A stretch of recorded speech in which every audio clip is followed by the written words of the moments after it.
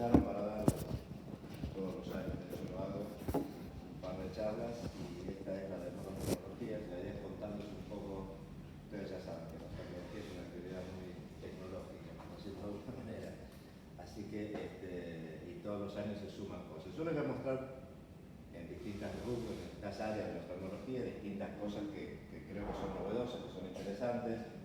Algunas de esas están disponibles ya en Argentina, muchas otras todavía no, pero bueno, son cosas que de alguna manera van a marcar el desarrollo y el uso tanto en el área diagnóstica como en el área de tratamiento. Así que bueno, lo vamos a separar para que sea un poco más entendible en distintas subespecialidades. Como ven ahí, glaucoma, moseco, retina y córnea. Y lo puse más o menos en el orden en que más cosas nuevas han aparecido, por lo menos estos últimos, diría, 2 o 3 años. Las actividades que han desenvuelto mayor cantidad de novedades tecnológicas. Estos son oleadas, digamos, ¿no? Yo hace muchos años que estoy en el rubro de la oftalmología, desde el 78, seguramente antes de que muchos de ustedes nacieron. Y hay oleadas en las cuales aparece mucha tecnología, por ejemplo en cirugía de cataratas, después en cirugía refractiva. Bueno, ahora la última tendencia de cosas nuevas se ve en el área de glaucoma justamente. Y bueno, vamos a mirar un poquito algunos temas que hay sobre diagnóstico y mucho más sobre distintos tipos de tratamiento. Diagnóstico, esto no es tan nuevo, pero quizás sí acá en el país. Ustedes saben que una de las herramientas, digamos así, fundamentales en el diagnóstico de glaucoma, junto con las básicas, que son por supuesto la medición de la presión intraocular, el estudio de la papila, bueno, todo lo que ustedes ya conocen, pero digamos el campo visual es una buena herramienta para diagnóstico precoz y sobre todo mucho más para seguimiento del glaucoma, para ver cómo va siguiendo ese ojo el tratamiento que ustedes le hayan colocado. El campo visual ha evolucionado mucho. Cuando yo empecé en esto, los campos visuales se hacían en una habitación negra, oscura, con una pantalla negra, con el operador todo vestido de lete de negro y un palito con una puntita blanca en la punta que lo iba poniendo en distintos lugares y le pedía al paciente que estaba ahí que lo mire, súper precario, pero era lo único que había. Bueno, después apareció el campo visual de Goldman, etc. Después están todos los campos visuales computarizados, eso empezó hace más o menos unos 15 años atrás, 20. Y lo último es incorporar la tecnología de lo que es la realidad virtual al tema del campo visual. Básicamente siempre siguiendo con los parámetros que ya están muy establecidos, esto los estableció Goldman, los parámetros que hoy en día se usan para hacer un campo visual, o sea, la distancia a la cual tiene que estar la pantalla, la iluminación de esa pantalla, el tamaño de los estímulos, la duración de los estímulos, la intensidad del estímulo, todo eso lo hizo Goldman hace muchos años atrás y se siguen usando exactamente igual hasta el día de hoy. Y esto lo que hace es emular eso. La percepción del paciente es la misma cuando está sentado frente a un campo visual. Él ve una cúpula esférica y ve los estímulos que se van presentando, digamos, eso es igual, pero con la comodidad para ustedes como médicos de que no tienen que utilizar un consultorio específicamente y utilizarlo para colocar este aparato, lo pueden hacer el paciente, lo puede hacer sentado en el pasillo. Independientemente de eso está el hecho de que en algunos pacientes neurológicos, etcétera, que por ahí no se puede ni siquiera movilizar, se puede hacer en una cama, el paciente puede estar acostado, puede estar sentado en un sillón. Es muy cómodo. Una persona que no se puede quedar quieta, un chico, esto por más que mueva la cabeza no importa porque él va a estar siempre mirando el mismo lugar. El campo, o sea, el sistema de realidad virtual lo hace así. Y bueno, luego el examen, por supuesto, después se transmite generalmente a través de un software o una nube, y ustedes lo pueden ver los resultados de cualquier computadora accediendo a esa nube con el mismo tipo de reportes que un campo visual convencional. Es muy cómodo, realmente. Yo creo que de acá a unos pocos años nadie que compre un campo visual se le va a ocurrir comprar un campo visual, un mamotreto así grandote, teniendo la posibilidad de esto que hace exactamente lo mismo. Así que es un tema interesante. Después podemos ir ya a lo que es la parte, eso en diagnóstico. El resto de los diagnósticos más o menos hoy son siempre los mismos. Se sigue usando los CT, se siguen usando para ver la papila, para ver el peso de las capas nerviosas, todo lo que es la parte de medición de la presión, que se hace con el famoso tonómetro de Goldman, pero también con los eso ya está bastante establecido. La parte de tratamiento quizás terapéutica, que es quizás donde hay más novedades. Por un lado la parte farmacéutica, yo en eso no me meto, no es mi área, pero la parte farmacológica, pero bueno, sí en la parte quirúrgica, y ahí la verdad que hay muchas cosas nuevas, muchísimas. Yo tomé algunas que me parecieron a mí más interesantes. Por ejemplo, esta es interesante. Esto es un implante que se coloca debajo de la esclera para crear un espacio artificial, digamos así, en la parte supraciliar y lograr el flujo por el canal secundario a esta zona del ojo. Esto está bueno porque esto sirve independientemente de que sea un glaucoma primario, de que sea un glaucoma de ángulo abierto o de ángulo cerrado, esto funcionaría de la misma forma. Y es, por supuesto, dispositivo inerte, es bastante fácil de colocar.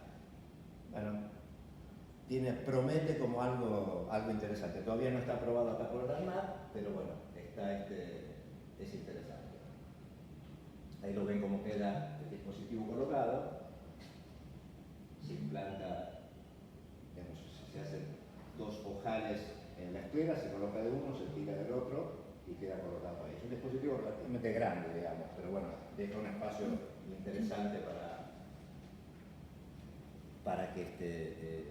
para que haya bastante espacio creado, para que haya un flujo importante del humor acuoso. Después están todas las técnicas de cirugías mínimamente invasivas, que hay ahora muchas para glaucoma. La gran mayoría de ellas son de un abordaje interno, ab interno.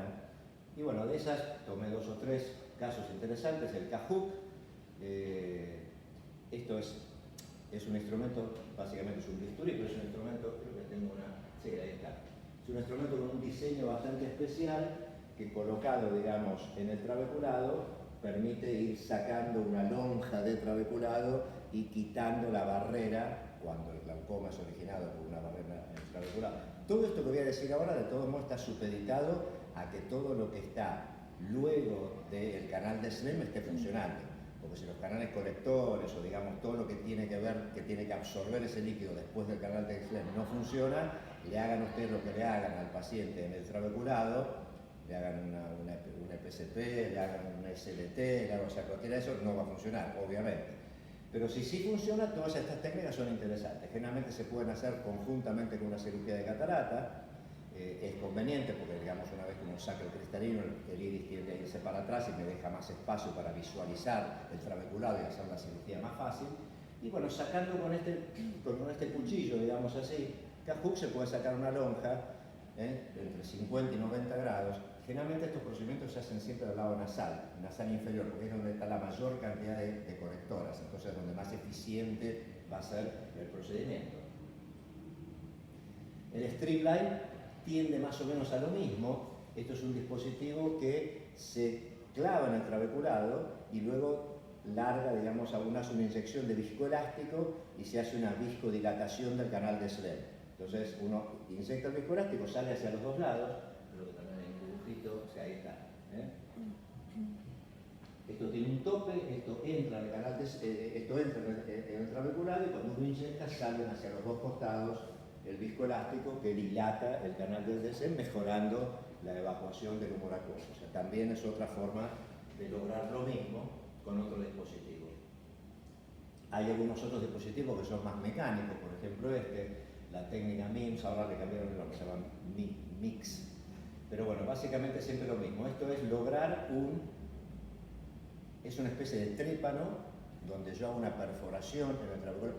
Todo esto que estoy hablando, para que se entienda, es sin la colocación de ningún dispositivo, porque están todos los dispositivos que ya los deben conocer, hace muchos años que está el iStent, hay varios de esos, pero ese es un dispositivo que yo lo pongo quirúrgicamente en el trabeculado y queda ahí, generando un espacio y dejando un espacio para drenaje. Si yo hago simplemente una perforación en el trabeculado no sirve, porque eso se va a volver a tapar, se va a volver a cerrar al muy poco tiempo que lo hice. Entonces, ahí están las distintas ideas. Esta gente lo que hizo es un trépano, o sea, yo hago un orificio en el trabeculado, pero saco el tejido que estaba dentro de ese orificio, o sea, saco un cilindrito, digamos así, de tejido trabecular. Puedo hacer varias de estas perforaciones y de esa manera dejo abiertos varios canales de drenaje para el humor acuoso. Ahí se ve, por supuesto que el video que no funcione. Porque, no, va, no importa. Este es otro dispositivo, se llama Helios. Esta empresa, una empresa israelí, la compró Bausch & Lomb, así que es muy probable que lo traigan al país. Es un excimer láser. No sé si están muy familiarizados o no con cómo funciona el excimer láser. El excimer láser es el que se usa para hacer cirugía fotorrefractiva. ¿Qué es lo que tiene el excimer láser frente a cualquier otro láser? Que ablaciona tejido, o sea, saca tejido sin crear un efecto cicatrizal porque no hace efecto térmico, lo saca por un efecto electroquímico, porque hace una disrupción de las moléculas con la energía que tiene. Si yo eso lo hago en el trabeculado, de nuevo, no hago un orificio con algo que después se tapa, sino que saco tejido, hago un túnel con un tejido que saqué. Tengo más probabilidades de que eso permanezca abierto más tiempo. En ellos hace unas perforaciones de 200 micrones, que siempre se pueden hacer más de una. La ventaja de esto es que uno puede hacer las que quiera, según lo que apunte con ese paciente, puede hacer 2, 4, 5 perforaciones, siempre en el área nasal, como dije antes. El SLT es algo que se usa hace mucho tiempo, pero la novedad es este equipo, DSLT, Direct SLT, es el T que le quiere decir Selective Laser Trabeculoplasty, o sea, es trabeculoplastia selectiva con láser. Eso se hace desde hace mucho tiempo, son unos láseres de tipo JAG, pero que emiten luz verde, emiten 532 nanómetros. Entonces, hacen un efecto sobre el trabeculado con un micropulso muy corto, que es el del JAG, y logran justamente crear espacio o aumentar el espacio en el tejido trabecular. Funciona muy bien, por supuesto todo esto que estamos hablando es para el glaucoma de ángulo abierto, si no nos sirve, pero es tedioso y no es fácil, tiene una curva de aprendizaje relativamente importante, hay que trabajar con una lente de gonio, hay que tener al paciente que hacer todo por lo menos 180 grados, con muchos pulsos uno al ladito del otro, lleva mucho tiempo.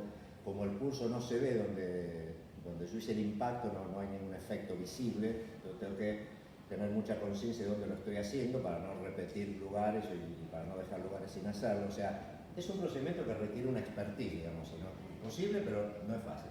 Esta gente inventó algo fantástico, que es un dispositivo que lo hace, primero, sin usar lente de gonio, porque es transescleral, o sea, el disparo del láser se hace a través de la esclera y se llega al trabeculado a través de la esclera, transescleral, primer punto interesante.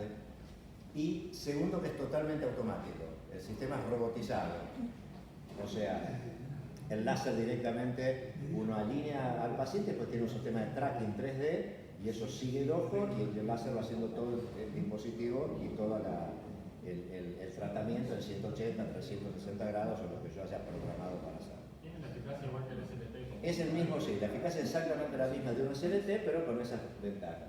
Esta empresa, casualmente también israelí, la compró Alcon. Y Alcon ya entiendo que ya está comercializando el equipo en Argentina. No me acuerdo el nombre comercial del equipo, pero ya lo están comercializando. Pero bueno, es bien nuevo, realmente. Otro dispositivo, este tal vez es el más nuevo, que recién yo lo vi el año pasado en Europa, en el congreso de DSRS, recién lo presentaban, se llama VIA-LASE. También lo que se busca es exactamente lo mismo, crear canales de flujo a través del trabeculado para el humor acuoso.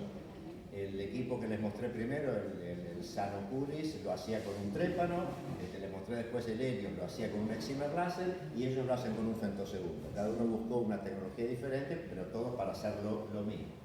Este dispositivo es muy interesante también porque también, al igual que el anterior, al igual que el SLT, es totalmente automatizado y robotizado. Tiene un OCT intraocular, intraoperatorio, que va monitoreando el lugar y el equipo va haciendo los disparos, creando toda esa malla de orificio en forma total y absolutamente automática. No hay ninguna posibilidad de error, digamos, en eso. Y bueno, son todas approaches o acercamientos a lograr nuevos tratamientos dentro del glaucoma. Por supuesto que si ustedes hablan con un especialista de glaucoma, hoy yo charlaba de esto con el doctor Javier Casiray, justamente a la mañana en el congreso, me decía, no se olviden, hay que decirle a todos los chicos, no se olviden que al final todos los caminos conducen a Roma y se termina en la trabeculectomía.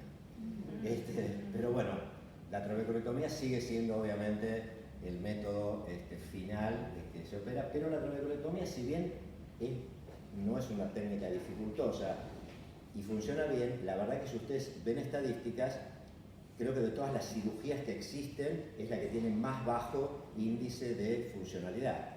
O sea, casi el 50% de las trabeculectomías fallan. Entonces, está bien que eso se lo puedo hacer más veces, pero bueno, fíjense que hay países donde, por ejemplo, la implantación de dispositivos de drenaje, válvula de Ahmed, válvula de Paul, todos los dispositivos de drenaje, se suele indicar antes que la trabeculectomía. Acá en Argentina no se hace, creo que más que nada por un tema de costo. La trabeculectomía no cuesta nada y una válvula hoy cuesta entre 700 y 900 dólares, entonces obviamente hay un tema ahí en el costo, pero bueno, la verdad que hay, esto también me lo dijo el doctor Sampaolesi, el padre de Juan Sampaolesi, Roberto, el viejo Sampaolesi que escribió el libro. En el glaucoma me decía, yo era un jovencito, me decía, Servo, en el glaucoma todo es comprar tiempo. Todo el tiempo que yo le pueda comprar al paciente para que estire un poco más, con menos medicación, con menos cirugía, con menos intervencionismo, mejor. Entonces eso de alguna manera es lo que justifica hacerle un SLT antes de empezar a medicarlo, hacerle una cirugía ab interno de trabéculo cuando lo opero de catarata y después de la catarata le saco medicación. Todo es comprar tiempo. Si la persona vive suficientes años en algún momento, como decía el Casiraghi, va a terminar o en la válvula o en la trabeculectomía seguramente, porque todas estas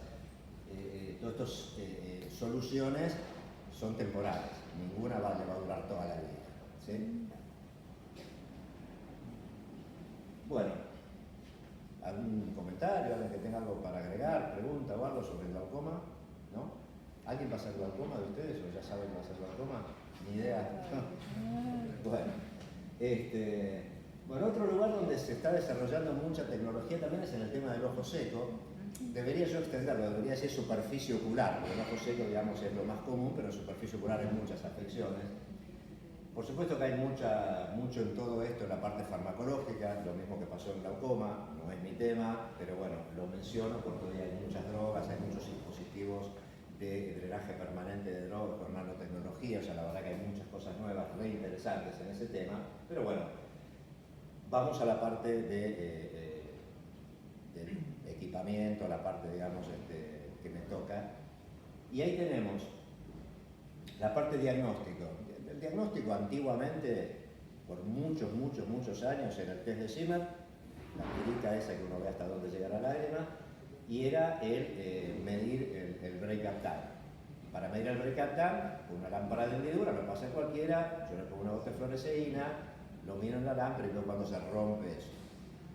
Ninguno de esos test es demasiado bueno. El de la fluoresceína es el peor, probablemente porque realmente estoy interfiriendo en lo que voy a medir. O sea, quiero medir la lágrima, estoy echando adentro de la lágrima otra sustancia que es irritativa. O sea, la verdad que si uno lo ve desde un concepto físico, de lo peor que puedo hacer es eso. Entonces, bueno, por eso ahí apareció el NIBUT, Non-Invasive Break-Up Time, o sea, los sistemas de medición de break-up time no invasivos, donde yo no pongo absolutamente nada, y otras mediciones que son más, hay muchos aparatos, yo puse uno acá para mostrarles algunos, pero la verdad que hay varios de estos equipos que miden en un tiempo, digamos, 15 minutos, por decirlo más o menos así, con práctica en un paciente. Yo le puedo medir el NIBUT, el Non-Invasive Break-up Time, puedo hacer interferometría, en la cual lo que hago es medir un poco la calidad de la capa lipídica. Todo esto tiende primero a distinguir por qué el paciente tiene ojo seco. Eso es lo primero que tengo que saber. Si el ojo seco es de origen evaporativo o es porque tiene poca secreción lagrimal. Obviamente los cursos terapéuticos van a ser totalmente diferentes en un caso que en el otro.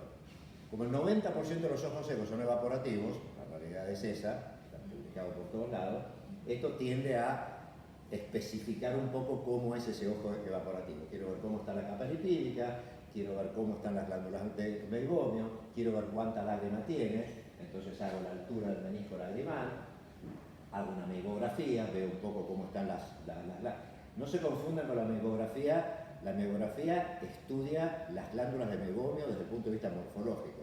Yo no sé si funcionan o no funcionan con esto. Sé cómo están, si están distorsionadas, si están anuladas, si tengo la cantidad que normalmente tiene un paciente, si tiene la mitad porque la mitad están atrofiadas. Ahora, cómo funcionan no lo sé. Para saber cómo funcionan tengo que ir a la interferometría. Pero bueno, son todos distintos exámenes que en su conjunto me permiten evaluar primero y después mucho, tan importante o más que evaluar, hacer el seguimiento, una vez que yo propuse una terapéutica, hacer el seguimiento de cómo evoluciona ese ojo seco. Eso por un lado. Ahora nos vamos a, ¿qué hago? Bueno, bien, tengo un paciente con ojo seco, ¿qué hago? El ojo seco es una enfermedad multifuncional y por lo tanto el tratamiento tiene que ser también, no hay o sea, yo no le puedo hacer solo una cosa a un paciente que tiene ojo seco y pensar que con eso se va a curar. Primero que en general es una enfermedad que no se cura. Yo puedo paliar y puedo tratar de preservar, que es lo más importante, la salud de la córnea, porque si lo dejo con su ojo seco mucho tiempo, finalmente eso va a terminar afectando la córnea. Entonces, bueno, tengo que hacer cosas. Probablemente lo que haga es ponerle algún antibiótico, tengo que tratar de buscar todo lo que... los ojos secos siempre están relacionados con factores inflamatorios, de los párpados, tengo asociado una blefaritis o tengo Demodex. Entonces, bueno, tengo que ir a atacar todo eso con omega 3, con una dieta, con gotas, con todo eso. Y además de eso, hay toda una batería de tratamientos. Está el IPL, la luz pulsada de alta intensidad. Está ahora lo que más se está hablando hoy en día, que es la fotobiomodulación, que es toda la parte que funciona con exposiciones a luces de distintos colores, que lo que hacen es actuar adentro de la célula, básicamente. O sea, son radiaciones que terminan actuando en la célula, eliminando los factores de apoptosis y mejorando el funcionamiento celular y reactivando ese funcionamiento celular, sobre todo lo que es a la altura de las glándulas de Maybourg. Entonces, bueno, están los tratamientos estos de fotobiomodulación, que es esto de acá, está el LipiFlow, que es un sistema que hace masaje con calor, el iLux también, un sistema de radiofrecuencia, el Rexon, que es el último que se ve allá. La verdad que hay una batería hoy de equipamiento tecnológico para tratar esto. Les diría que hoy lo más moderno, hoy hubo un simposio a la 1:30 de la tarde de fotobiomodulación en oftalmología en el Congreso, que habló el doctor Trediche sobre toda esta parte, muy interesante justamente de cómo hoy la fotobiomodulación está impactando mucho en todo lo que es el tratamiento de superficie ocular, no solamente en ojo seco, estamos hablando de rosácea, estamos hablando de Sjögren, estamos hablando de blefaritis, tratamientos post-blefaroplastia para ayudar a la cicatrización y mejorar el tema inflamatorio. O sea, la fotobiomodulación se está metiendo mucho en oftalmología. Lo está desde hace muchísimos años en dermatología y ahora empezó a meterse también en oftalmología. Por supuesto, después están, que ya ustedes los que te conocen, los tapones lagrimales, cuando yo quiero que aumente la cantidad de lágrimas, por lo que tengo es una deficiencia de lágrimas, de cantidad y no de calidad, entonces, bueno, uso tapones lagrimales. Mostré esto porque esto es, digamos, dentro de lo que son tapones lagrimales, y esto es más o menos novedoso, se llaman painless plug, son unos tapones que vienen sin forma, precargados, y toman su forma cuando uno los inyecta con el cargador en el punto lagrimal. Tiene la ventaja de que eso evita que tengo que tener un stock de 4, 5, 6 medidas de tapones lagrimales, que es lo que sucede normalmente, yo no puedo poner el mismo tamaño a todo el mundo, y son más confortables para el paciente, tanto una vez que los dejo como en el momento de colocarlos, pues se conforman, o sea, se hace su forma en el momento que lo inyecto. Bueno, vías lagrimales, ¿alguien que se va a dedicar a eso? Tampoco. No sabe lo contengo. Bueno, pero bueno, acuérdense o llévense el concepto de que fotobiomodulación es un tema del que van a escuchar hablar mucho cuando empiecen con este tema. Independientemente de la gente que hace superficie ocular, hoy por ejemplo en este simposio que les comento, habló la doctora Florencia Arasanz, que es la hija del doctor Fernando Arasanz, que tiene una clínica. Fernando Arasanz es una de las personas que hace cirugía de catarata o facorrefractiva, pero super premium. O sea, ellos no operan con otra cosa que no sea lente super premium, estudian muy bien a los pacientes primero para recomendar a ver qué tipo de lente es la mejor para el paciente y hacen eso. Bueno, ellos tienen un equipo de fotobiomodulación porque ellos justamente saben que uno de los factores de éxito de la cirugía de catarata super premium es que tengan una superficie ocular sana. En dos momentos, en el prequirúrgico, porque una lágrima enferma en el prequirúrgico me altera los resultados de las mediciones. Y si yo hago una queratometría para hacer el cálculo de la lente intraocular y en la queratometría cometo errores, Florencia Arasán comentaba que ellos han descubierto errores de hasta 1,5 dioptría luego de hacer el cálculo en la lente intraocular. Imagínense un paciente que va buscando una lente premium, que gasta aparte un montón de dinero, lo que cuesta hoy la lente premium, y yo me equivoco en 1 dioptría en la lente. O sea, es inaceptable totalmente. Ese tipo me quiere matar. O sea, o sea, hay que ser muy estricto y muy exacto en esas cosas. Entonces, bueno, para que las mediciones sean confiables, cuando le hago un pentacam, cuando le hago una topografía, etc., tengo que tener una capa lagrimal buena y sana. Entonces ellos le hacen un tratamiento profiláctico previo al paciente para hacer las mediciones. Y luego, como cuando hago una cirugía de catarata, que es una cirugía, por más que sea no demasiado invasiva, lo es muy común que los pacientes tengan problemas de ojo seco post cirugía, mucho más en las refractivas, en los exímenes, etc. Entonces después también le hacen todo un protocolo de tratamiento postquirúrgico para armonizar y nivelar su tema de ojo seco postquirúrgico. O sea que es todo un tema que no solamente atañe a la superficie ocular, sino que está relacionado también con la cirugía. Hablamos al principio del glaucoma, yo no hablé del tema terapéutico farmacológico. Los pacientes de glaucoma que están con un tratamiento farmacológico tienen la superficie ocular detonada. Imagínense una persona que hace 10 años que se está poniendo 1, 2 o 3 gotas por día, indudablemente esa superficie ocular no puede ser normal.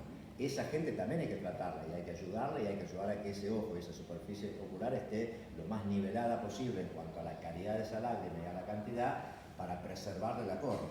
O sea que esto se extiende en realidad a otras especialidades. Bueno, en retina también hay cosas interesantes. Bueno, por supuesto, además de lo que ustedes ya sabrán, o sea, los OCT de campo amplio que han aparecido, los retinógrafos de campo amplio, eso no es tan nuevo, por eso no lo puse acá, pero bueno, son cosas interesantes que existen hoy. Los OCT de alta densidad, bueno, hoy hay unas cuantas herramientas diagnósticas en el área de la retina que son importantes. Y muchas de ellas, sobre todo, relacionadas con una de las mayores causas de ceguera en el área de la retina, que es la degeneración macular. Entonces, además, como la población, el mundo cada vez es más añosa, obviamente hay más gente con degeneración macular. Y aparte de los factores que puede haber, como, bueno, que ya conocemos todos, que son muy importantes, como el tabaquismo, bueno, digamos, otros factores de tipo sistémicos, la parte ocular en sí, es interesante tratar de enterarse lo antes posible que el paciente tiene una degeneración macular, y si la tiene y es seca, seguirlo muy seguido. Digamos, hoy se está hablando de pedirle al paciente que se haga estudios cada 3 meses para ver que eso no se transforme en una degeneración macular húmeda y que termina con una atrofia geográfica. Entonces, que eso ya es irreversible, por supuesto, y es tremendo. Entonces, es importante el tema del diagnóstico y el diagnóstico precoz. Y ahí hay una cosita que es muy interesante. Bueno, esto es lo de los, que es este tipo, el ADAPT-X, que es, hasta donde yo sé, es el único equipo que existe hoy que está específicamente destinado a una detección temprana de la degeneración macular. Y lo hace a través de una medición. O sea, ¿qué puedo medir? O sea, cuando yo tengo un paciente con degeneración macular, hacerle agudeza visual no sepa nada. O sea, eso no me va a decir absolutamente nada. Se usa, se está empezando a hacer el tema de la agudeza visual, pero con bajo contraste. O sea, curva de contraste y hacer agudeza visual, pero poniendo los carteles, digamos, o las pantallas, porque eso no se puede hacer con un cartel, se hace con las pantallas nuevas, estas que hay de otro tipo, en vez de ponerla en 100% de contraste, que es como todos ustedes le miden la visión a los pacientes, lo cual de por sí es algo bastante irreal, porque en la vida normal uno no mira 100% de contraste todo, o sea, blanco sobre negro no es la vida eso. Entonces, bueno, acá se puede hacer una medición de agudeza visual con distintos contrastes, contraste 50%, 30%, 20%, y eso sí ya empieza a tener mayor utilidad para una detección precoz de la degeneración macular. Pero a esta gente se le ocurrió algo, y es medir el tiempo de adaptación del paciente a la oscuridad. Entonces lo que hace básicamente este equipo, muy resumidamente, es cegar al paciente, entre comillas, le pongo una luz muy brillante, un flash de luz brillante, y después, como si fuese un campo visual, le empiezo a proyectar un estímulo débil, que generalmente es más o menos a 5 grados de descentrado de la fobia, hasta que el paciente lo vea. Y mido cuánto tiempo tarda el paciente desde que lo cegué hasta que empieza a ver el estímulo. Esa medida de adaptación a la oscuridad tiene una correlación bastante buena con el tema de la degeneración macular. Entonces descubrieron que era una manera de predecir una degeneración macular antes de que el paciente tenga otros síntomas y antes de que ustedes lo puedan ver a través de un OCT, porque están viendo los druses, porque aparecieron, le hicieron otra técnica que se está usando mucho ahora, es la autofluorescencia. Los retinógrafos con autofluorescencia. La autofluorescencia básicamente me mide la salud del epitelio pigmentario, y como todo esto está muy relacionado con el epitelio pigmentario, yo hago una autofluorescencia, en general empiezo a ver ahí manifestaciones. Bueno, todo eso es la gran avidez que tiene el grupo oftalmológico de tratar de saber lo antes posible cuando un paciente empieza con alguna sintomatología de degeneración macular para poder indicar algún tipo de tratamiento, cuando todavía hay posibilidad de hacerlo y no cuando el paciente ya lamentablemente no tiene nada para hacer. Bueno, este equipo promete como que va a ser muy interesante para hacer detecciones muy precoces de ese tema. Bueno, esto es más o menos lo que les dije. Y ahora viene la parte, bueno, fenómeno. Ahora sé que este paciente tiene una degeneración macular. Hay varias formas de graduarlo, generalmente se habla de grado 1, 2, 3 y 4. Los grados 1 normalmente no se tratan, pero los 3 seguros, los 2 hay algunos que lo tratan, otros que no. Pero bueno, ¿qué hago con ese paciente? Bueno, lo más nuevo que hay para hacer con esos pacientes es de nuevo la fotobiomodulación. En la fotobiomodulación voy a mandar luz de distintas longitudes de onda, con distintas intensidades, con distintos protocolos de acción, y lo que voy a hacer es tratar de, digamos, todo esto funciona a nivel de la mitocondria, o sea, es la luz que atrapa la mitocondria y la procesa de una forma que yo puedo volver a reenergizar o incluso a resucitar, no está bien el término, pero bueno, de alguna forma es así, todas esas células que están ya entrando en no funcionamiento, ¿sí? Entonces, bueno, hay 2 aparatos hoy en el mundo, los 2 están disponibles acá en Argentina, por suerte. Uno es el Valera y el otro es el que se llama iLight. Los 2 son muy parecidos en cuanto a los protocolos son similares, son 8 o 9 sesiones que se hacen cada 3 o 4 días, o sea, el paciente tiene que hacerse un tratamiento, por ejemplo, 2 veces por semana durante un mes, son 8 sesiones, ¿sí? Los tratamientos son muy incruentos para el paciente y muy cortos, o sea que no es un problema captar al paciente y mantenerlo, digamos, durante el protocolo. El tratamiento dura, creo que en el Valera son 8 minutos y en este son 6 y 6, o sea, son muy parecidos. Pero bueno, el freno lamentablemente de esto es económico, porque es un tratamiento que es muy caro y lo que es difícil es lograr que el paciente, o sea, pueda pagar ese tratamiento. Lo ideal de estos tratamientos, también decían, creo que la gente que más experiencia tiene en esto es el Centro Charles, que lo están haciendo en el 2021, es hacerlo 3 veces por año. No todo el mundo puede pagar eso, pero bueno, si no pueden, lo tratan de hacer 2 veces por año. Pero bueno, o sea, 2 veces por año quiere decir que yo le hago este protocolo de 8 sesiones una vez, dentro de 6 meses lo vuelvo a traer al paciente, otra vez le hago otro protocolo de 8 sesiones. Hay casos, que siempre son los casos que cuentan, donde el paciente mejoró, donde los druses desaparecieron, donde el paciente mejoró 2 líneas de visión, son los mínimos esos. Son los que cuentan, pero la verdad que son los mínimos. Y no es lo que se pretende y no es lo que uno le tiene que prometer al paciente. Estos tratamientos son para tratar de frenar la evolución de una enfermedad que se sabe que si yo no hago nada los va a llevar a la ceguera, inevitablemente. Yo lo que quiero es frenarlo, no quiero mejorarlo. Algunos mejoran, es cierto, pero no es más de un 20% de los pacientes que se tratan, los que realmente mejoran. Los demás van a estar igual, pero que estén igual a los 5 años, hoy veíamos casos, por ejemplo, de seguimiento de 4 años o de 5 años, que estén igual a los 5 años en una degeneración macular es un éxito rotundo. O sea, claramente. Entonces, bueno, por eso es que el tratamiento este es válido. ¿Sí?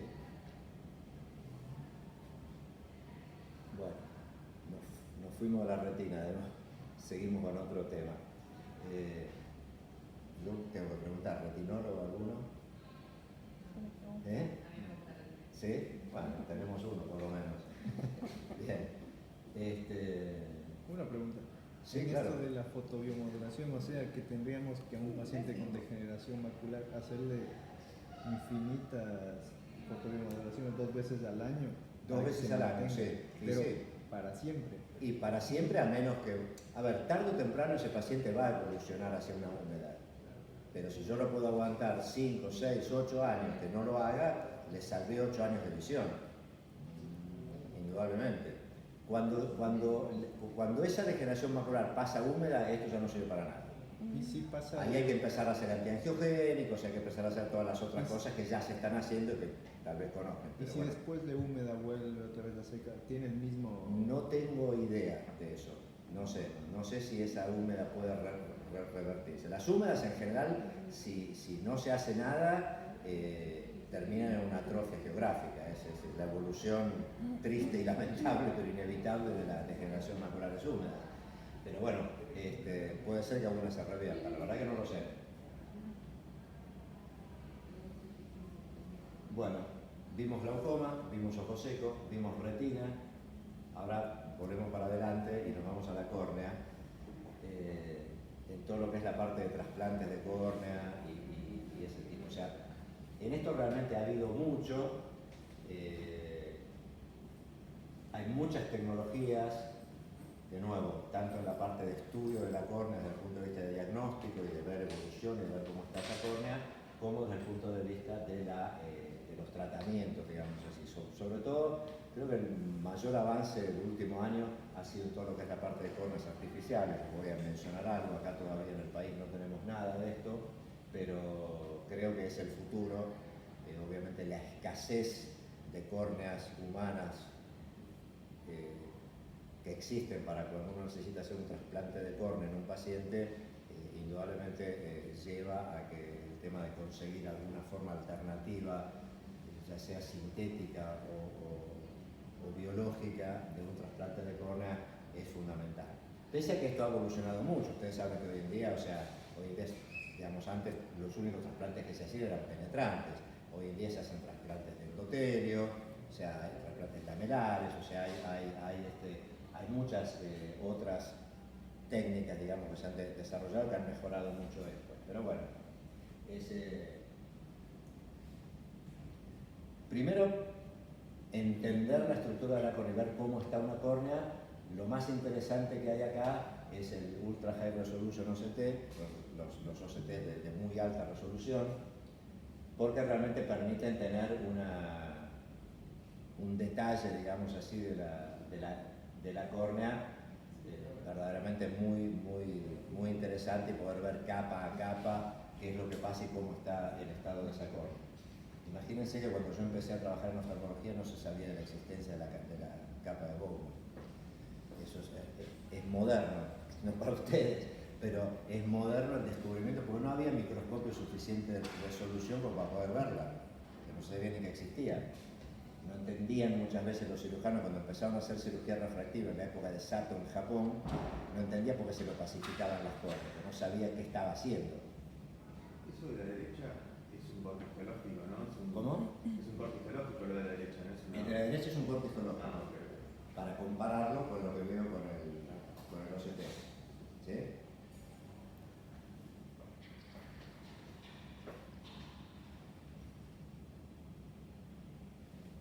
Esto también es otra tecnología, digamos, dentro de lo que son equipos OCT nuevos. Aquí hay de estos equipos, una marca Optopol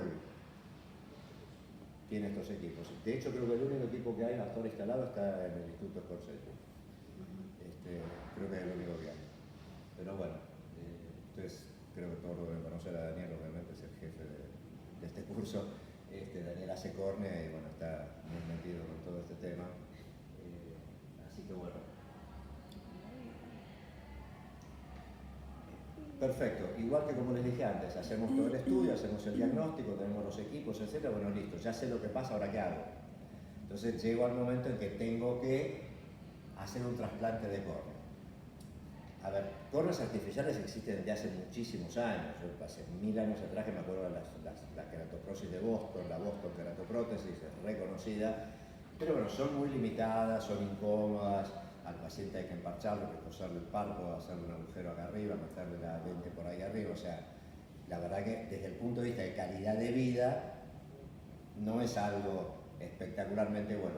Lo que se ha ido buscando, perdón, lo que se ha ido buscando siempre es trasplantes de córneas artificiales, pero que sean no solamente compatibles, sino que le den al paciente una buena calidad, no solo de visión, sino de vida. Lo primero que apareció, me acuerdo, debe ser 3 o 4 años, acá todavía no está tampoco, es esta empresa Corneat israelí. En realidad ellos lo que desarrollaron, el invento que hicieron, que es fantástico, después vuelvo a que lo tengo acá, es este tejido que se llama Dermatrix, está patentado por ellos. Es un tejido sintético, ¿sí? No es biológico, es un tejido sintético. Es un monofilamento entretejido, un monofilamento que debe tener 2 kilómetros de largo, más o menos, para una plaquita de 6 milímetros por 4, muy delgado, entretejido con un sistema que por supuesto no te van a contar cómo es, pero bueno, es lo que ellos hacen. Y eso genera un producto muy delgado, extremadamente resistencia, y que es no solamente biocompatible, sino que es biointegrable. O sea, cuando yo pongo eso, por ejemplo, entre la esclera y la conjuntiva, la esclera termina formando parte de ese tejido, porque todos esos microporos o espacios que tiene estos filamentos que van dejando un espacio, al ser biocompatible se van colonizando con el tejido vivo del paciente y termina quedando integrado. Eso, lo primero que hicieron con ese producto es esto, que son unos parches que se utilizan para poner sobre la esclera cuando hay perforaciones. En realidad ellos lo hicieron más que nada para poner arriba del tubo de los dispositivos de drenaje de glaucoma. Uno de los problemas de los dispositivos de drenaje de glaucoma es la extrusión del tubo. Ese tubo que va a veces por un canal de esclera, que no siempre puedo hacer un canal de esclera, porque en un chico la esclera es muy delgada y no lo puedo hacer, entonces tengo que dejarlo arriba de la esclera, eso sale por fuera de la conjuntiva, se infecta, bueno, todos los problemas que se puedan imaginar. Normalmente lo que se hace ahí es poner un parche de esclera, pero no es fácil conseguir un parche de esclera. Quizás los chicos que trabajan en el hospital de clínicas dicen, no sé, poner un parche de esclera, sí, porque ahí tenés, pedís un parche de esclera y te lo traen. Pero a veces en una clínica privada, en el interior, etcétera, es muy complicado. Entonces el parche de esclera es una solución a medias, una solución teórica, pero no siempre posible. Bueno, esto es algo que uno lo puede tener en el armario, estéril, guardado, lo necesito, lo saqué, lo puse. Entonces realmente tiene una practicidad interesante y eso se pone sobre el tubo, con el tiempo se biointegra con la esclera y protege que este tubo no se salga para afuera. Bueno, con ese mismo material, ellos entonces, ¿qué se les ocurrió hacer? Hicieron todo esto que ustedes ven acá, es una especie de pollerita de ese material. Y en el medio lo que tengo es sujetado a esa pollerita una lente de PMMA. Entonces, cuando hago un implante penetrante, ¿qué hago? Yo saco el pedazo de la córnea, pongo esto, pero todo eso que está alrededor lo cubro con la conjuntiva y se termina biointegrando con la esclera. Entonces tengo una córnea, digamos así, que está colocada ahí, que no se va a salir, que no se va a rechazar, que no se va a mover y que ópticamente me resuelve el problema, porque lo que tengo ahí es un lente. Ellos lo hacen con una medida única, creo que es 46 dioptrías, pero bueno, en el futuro tal vez se pueda hacer con otras medidas también. De todos modos, hoy lo que no corrijo con la córnea lo corrijo con la lente intraocular, o sea que al final de cuentas al paciente el tema óptico se lo voy a resolver. Y piensen que estos pacientes además no son pacientes de un facorefractiva que van a pedirte que quiero ver el numerito, o sea, esta gente es gente que está ciega, entonces, digamos, si le solucionas eso y lo dejas viendo, ya van a estar felices igual, ¿no? Pero bueno, no se busca un resultado refractivo, eso es lo que quiero decir, se busca un resultado visual, que no es lo mismo. Bueno, este es un dispositivo interesante. Y lo último es impresión 3D. Esta empresa, Precise Bio, ellos hacen impresión 3D de córneas. Ya tienen hecho con implantes en humanos impresión 3D de endotelio. Y están trabajando con impresión 3D de córneas completa. ¿Para también sintético? No, esto es con células humanas. Esto es con células humanas. Se trabaja con una biotinta. Lo de tinta es porque como son impresiones, como es impresora se los llama tintas, no solamente es un material de crecimiento basado y tomado de células humanas que se reproduce y después yo lo voy imprimiendo en moldes y puedo crear una córnea con funcionalidad. Digamos, cuando uno piensa en una córnea hay muchos desafíos. Yo necesito una córnea, necesito la parte de rigidez biomecánica, que es bien complicada, necesito transparencia, necesito una refracción específica, o sea, hay muchos desafíos cuando yo digo, bueno, voy a fabricar una córnea, bueno, o sea, tengo que cumplir con muchas condiciones para que esa córnea realmente funcione. Bueno, esta gente ha ido desarrollando esa forma. La ventaja de esto es que ellos, por ejemplo, de un endotelio donante, a través de todo este proceso, pueden fabricar 50 endotelios bioimpresos. Pues imagínense el poder que tiene esto en cuanto a resolver la escasez de donantes que pueda haber para alimentar o para resolverle el problema óptico a los pacientes. La verdad que esto es lo más prometedor. Están trabajando con esto los israelíes, esta empresa es israelí, y la verdad que bueno, creo que es lo más prometedor que se ve hoy en el tema de la córnea. Ahí están un poquito los procesos, cómo lo van haciendo, la verdad que es súper interesante. Lo pueden googlear si les interesa, lo van a ver, ahí hasta videos de la fábrica, cómo van haciendo todos los distintos pasos de cultivo, de reproducción y después de bioimpresión. La verdad que es espectacular. Qué bueno. Eso es todo. No sé si tienen algún comentario.